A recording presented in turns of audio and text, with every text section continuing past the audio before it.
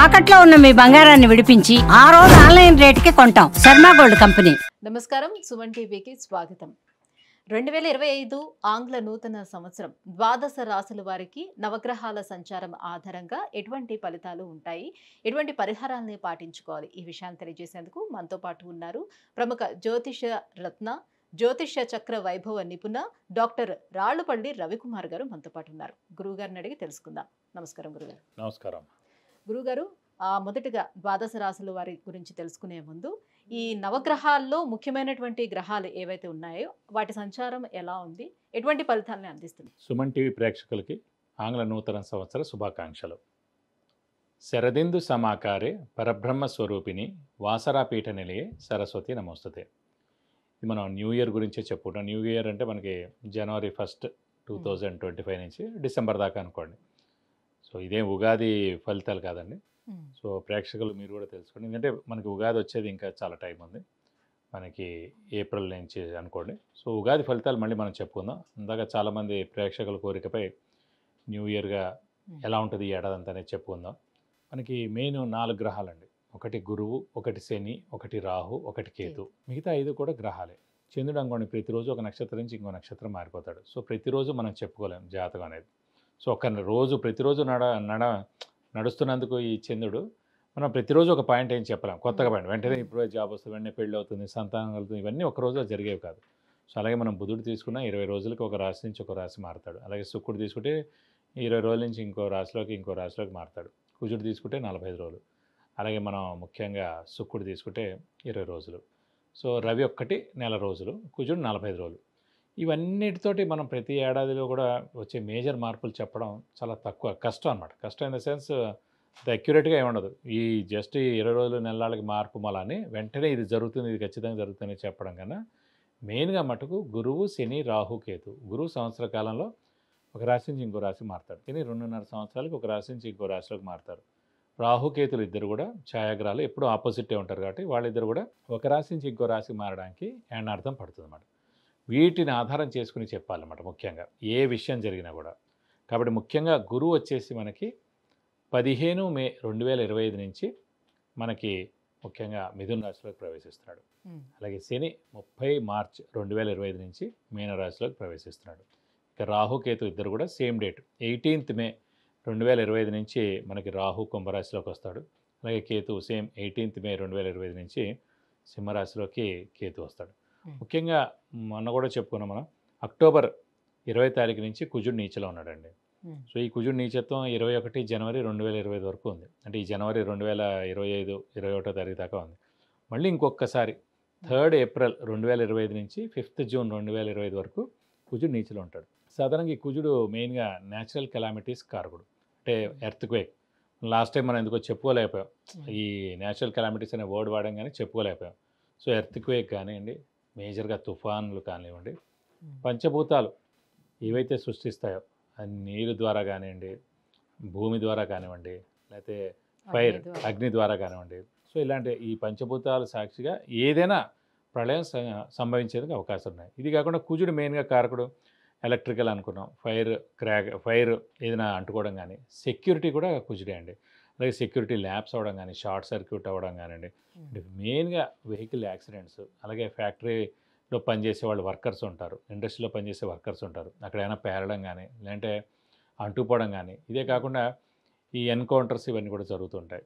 ఇలాంటి చోట్ల కూడా అనవసరంగా మన పోలీసులు కూడా కొంతమంది చనిపోవడం జరుగుతుంది. అలాగే ఆర్మీ వాళ్ళు కూడా కొంతమంది చనిపోవడం జరుగుతుంది. కాబట్టి మనకి జూన్ 5వ తారీఖు దాకా ఇలాంటివన్నీ ఉన్నాయండి. ఏప్రిల్ నుంచి జూన్, ఏప్రిల్ ముఖ్యంగా ఏంటంటే జనవరి 21వ తారీఖు దాకా ఉంది. ఆల్రెడీ మనకి 21 అక్టోబర్ నుంచి స్టార్ట్ అయింది 2024 నుంచి జనవరి 21, 2025 వరకు ఉంది. ఇది కాకుండా 3 ఏప్రిల్ 2025 నుంచి 5 జూన్ 2025 వరకు కూడా కుజుడు నీచలో ఉంటాడు. మళ్ళీ ఇది దాటిపోతే ఇంకా ఎలాంటి ఇబ్బందులు ఉండమాట. ఇవ్వండి ముఖ్యంగా మెయిన్గా రాహు, కేతు, గురు, శని మనకి ఎక్కడెక్కడ సంచరిస్తారో మెయిన్గా ఈ 2025 సంవత్సరంలో ఇలా ఉంటుంది. గురుగారు, కర్కాటక రాశి వారికి ఈ 2025 ఆంగ్ల సంవత్సరం వీళ్ళకి ఏ గ్రహాలు అనుకూలంగా ఉన్నాయి, ఏ గ్రహాలు ప్రతికూలంగా ఉన్నాయి, ఎలాంటి పరిహారాలను పాటించుకోవాలి? తప్పకుండా అమ్మా. కర్కాటక రాశి అనగానే మనకి పునర్వసు 4 పాదం, పుష్యమి 1, 2, 3, 4 పాదాలు, ఆశ్లేష 1, 2, 3, 4 పాదాలు. ఈ నక్షత్రాల సమూహం మనకి కర్కాటక రాశిలోకి వస్తుంది. సో వీరికి మటు ప్రస్తుతం అంటే ఈ సంవత్సరం చెప్పుకుంటే కనుక గురుబలం వీళ్ళకి కూడా దేవుడిదల 15th మే దాకా ఉంది. అష్టమ శని ఏమో 30th మార్చ్ దాకా ఉంది. కాబట్టి వీళ్ళకి అత్యుత్తమ టైం ఇప్పుడే అనమాట. అష్టమ శని నడుస్తున్నా గురుబలం చాలా బాగుంది కాబట్టి 15th మే లోపల చాలా కష్టపడి వాళ్ళు అనుకున్న పనులన్నీ సాధిస్తే చాలా మంచిది. ఎందుకంటే తర్వాత గురుబలం తగ్గుతుంది కాబట్టి ప్రతి పని ఆలస్యంగా అవడం, స్లోగా అవడం, ఎంతకీ జరగకపోవడం. అంటే గురువు బాగున్నా ఇప్పటి వరకు వాళ్ళకి అష్టమ శని అయితే పీడిస్తుంది కదా. అదే అన్న, అష్టమ శని ఉన్నా కూడా ఆఖరిగా వెళ్ళిపోతూ అతను కూడా మేలు చేస్తాడు. ఇప్పుడు జనవరి 1 నుంచి 30th మార్చి దాకే ఉంది కదా అష్టమ శని. సో ఈ 3 నెలల్లో అతను మేలే చేసి వెళ్ళిపోతాడు. ఎందుకు గురుబలం కూడా ఉంది కాబట్టి. అందుకే ఇప్పుడు గట్టిగా ప్రయత్నించండి. మానవ ప్రయత్నం బాగా చేయండి, హార్డ్ వర్క్ చేయండి, స్మార్ట్ వర్క్ చేయండి, మంచి ఉద్యోగానికి ప్రయత్నించండి. విద్యార్థులు ఇది సువర్ణ అవకాశం, గట్టిగా ప్రయత్నించండి చదవడానికి. ఉన్నత స్థానం మీరు చేరుకోగలరు విద్యలో అయితే ఖచ్చితంగా. ఎందుకంటే మంచి ర్యాంక్ సాధించగలరు, మంచి మార్క్స్ సాధించగలరు. మంచి టాప్ యూనివర్సిటీస్లో మీకు వచ్చేందుకు అవకాశాలు ఎక్కువగా ఉన్నాయి, మీ సీట్ కూడా. అలాగే ఫారెన్ కూడా వెళ్ళేందుకు అవకాశం ఉంది, అక్కడికి వెళ్ళి కూడా చదువుకునేందుకు అవకాశం ఉంది. ఇదంతా కూడా మనకి 15th మే దాకా చాలా బాగుంది. ఒకసారి మీరు ఎంటర్ అయిపోయారు అనుకోండి, ఈ ఏడాది గురుబలం అయిపోయినా మిశ్రమంగానే కూడా నెక్స్ట్ ఏడాది నుంచి మళ్ళీ గురుబలం అలా స్టార్ట్ అవుతుంది కాబట్టి శని బలం బాగుంటుంది అనుకోండి, అప్పుడు బాగుంటుంది. కాబట్టి 15th మే దాకా మటుకు కర్కాటక రాశి వారు ఒక్కరోజు కూడా టైం వేస్ట్ చేయకండి. ఇది అత్యుత్తమ సమయం అని చెప్పుకోవాలి. ఇక తర్వాత 15th మే తర్వాత 18th మే తర్వాత రాహుకేతులు కూడా మారుతారు. రాహు మనకు అష్టమ స్థానంలో వస్తాడు. అష్టమ స్థానం మామూలుగా యాక్సిడెంట్స్, లాంగివిటీ. కాబట్టి వెహికల్ యాక్సిడెంట్స్ జరిగేందుకు అవకాశాలు ఉన్నాయి, అంటే అనారోగ్యం చేసేందుకు అవకాశాలు ఉన్నాయి.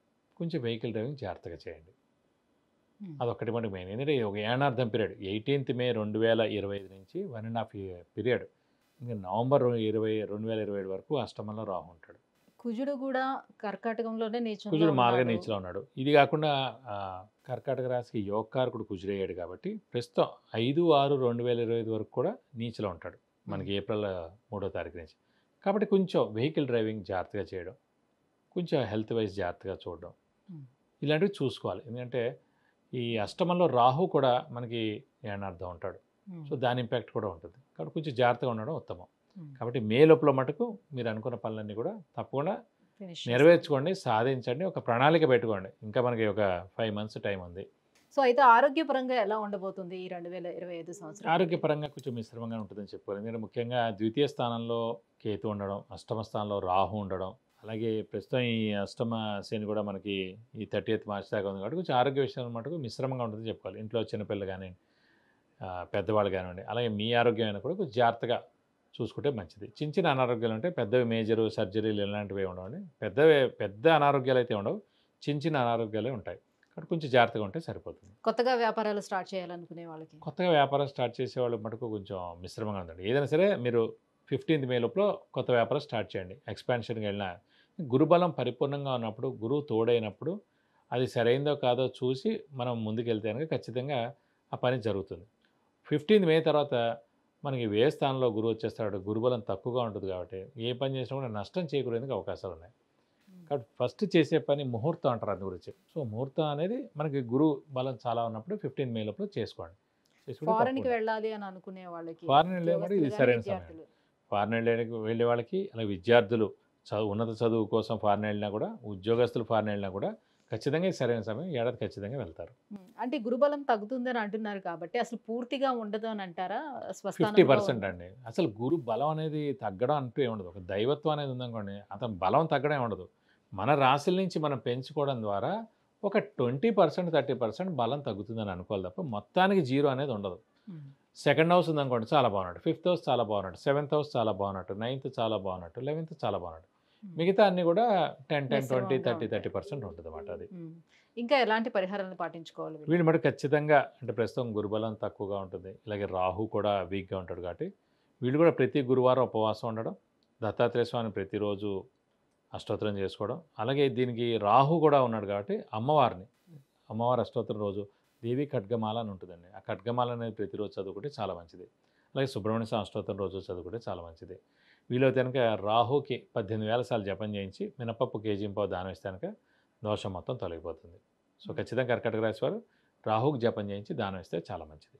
విద్య, ఉద్యోగం, వివాహం, వ్యాపారం, విదేశీయానం, ఆరోగ్యం, ఐశ్వర్యం, గృహం వీటన్నిటి గురించి తెలుసుకోవాలంటే కింద స్క్రోల్ అవుతున్నటువంటి నెంబర్లకి కాల్ చేయడం లేదంటే మెసేజ్ చేసి గురువుగారి యొక్క అపాయింట్మెంట్ పొందొచ్చు. గురుగారు, ఈ 2025 ఆంగ్ల సంవత్సరం వీళ్ళకి ఏ రకంగా ఉండబోతుంది? ఎటువంటి పరిహారాలను పాటించుకోవాలి? ఈ విషయాలన్నీ కూడా తెలియజేసినందుకు ధన్యవాదాలు. నమస్కారం.